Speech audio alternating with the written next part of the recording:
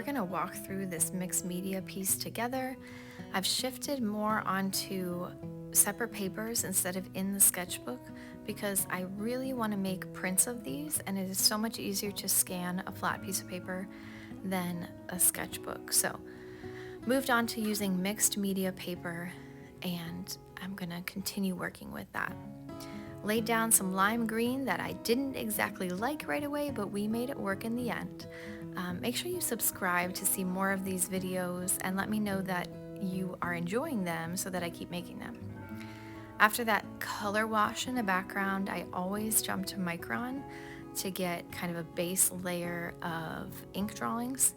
I was drawing a pine cone right here and I just did not like how it was turning out, so we went to some Posca pens and covered that right up. And I really like these squiggly lines that I have been adding in, something I'll continue to do more.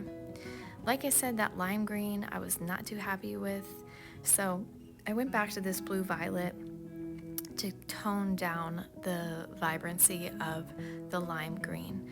I think they worked well together, and I think the end product looks really good with the two main colors mixed together. I decided to try with a palette knife. It creates a nice thick texture, especially when you pull straight from the tube like I did right here. After that, I went back to my Micron pens to add this triangle pattern, going through a couple of different boxes, as well as straight lines at the top that I ended up mirroring in the box right next to it. More squiggle lines on the top left as well, and extending that shadow there at the bottom. I think texture is really important, so I added some oil pastels with different textures through a couple different boxes.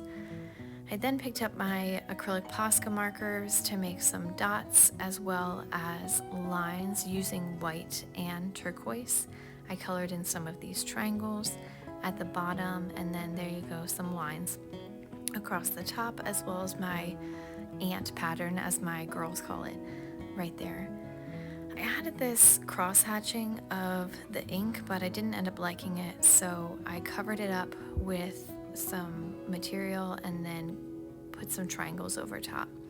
A little bit more of the Posca markers to kind of finalize it off, and a few more strokes of oil pastels. If you want to see the full video where you don't miss any step, check out the video right here.